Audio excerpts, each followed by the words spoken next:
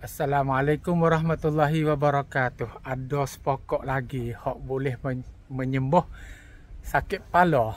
Nah, supaya nak tunjuk kita tengok kata kita duk tanam biar di perhiasan ni nah. Orang panggil kata dog food. Ni bunga yang pasal ni nah. Bunga yang pasal ni bunga putih. Ya warna putih ya bunga kan ni nah. Daun yang halus-halus kecil-kecil pasal ni nah. Ni dia duk pak teduh ni supaya tanam dulu pak cerah. Belakang-belakang ni jadi teduh. Bunga tak apa banyak nah. Hari ni kita nak ambil gapo tu? Kita nak ambil ni. Daun dia ni. Kita nak ambil daun dia pergi buat orang panggil apa? Nak sembuh sakit kepala. Ni nah daun dia nah. Kita pergi buat. Mudah-mudah nah. Dia dog food ni tempat pejabat-pejabat ataupun tempat orang buat kerja banyak ke tanah lah. Tanah untuk gapo jadi jomel yangok nah. Lepas tu baru kita boleh dah ni kita buat macam mana tu. Kita mari kenyek ataupun tumbuk nah. Dah hari ni supaya nak minta luruk daun dia pas nak basuh sikit. Luruk masuk sini nah. Ha tu.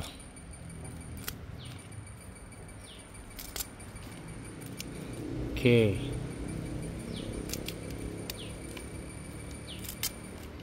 Okey, baru kita basuh sikit.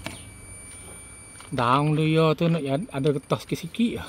Tapi tak ada apa nak sikit sangat. Rasa getah-getah sikit. Kita basuh sikit lah. Kita basuh sikit. Kita cuah air. Lepas tu kita bubuh dalam lesong, kita tumbuk. Kita bubuh dalam lesong, kita tumbuk. Mudah-mudah lah. Tak ada payah ni.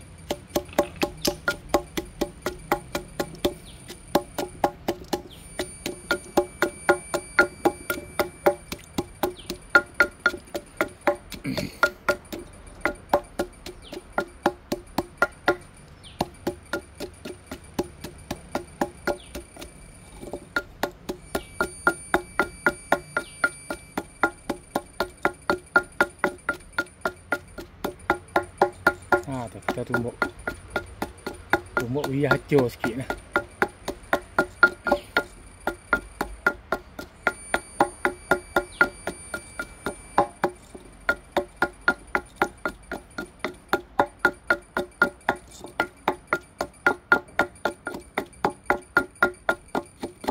Okey.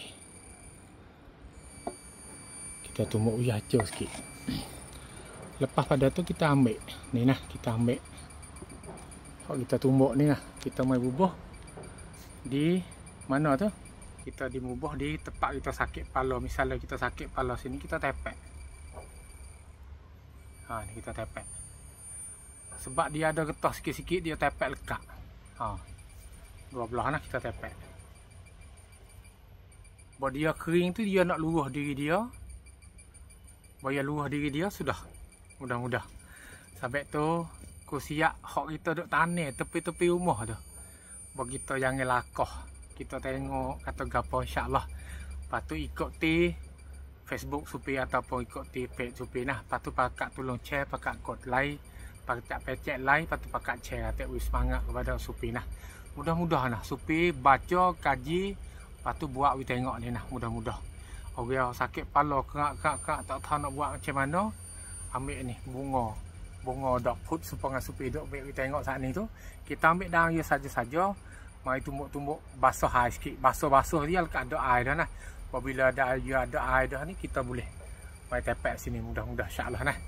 Assalamualaikum warahmatullahi wabarakatuh.